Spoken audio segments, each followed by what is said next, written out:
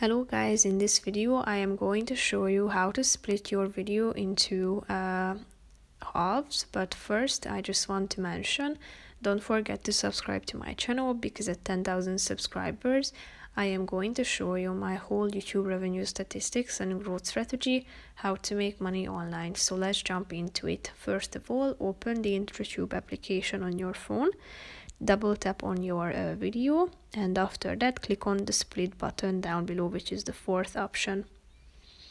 Tap on yes, and now it is being split. So as you slide to the right side of the screen, you can see that it has been split, and it's indicated with this icon in the middle of the screen that you can see.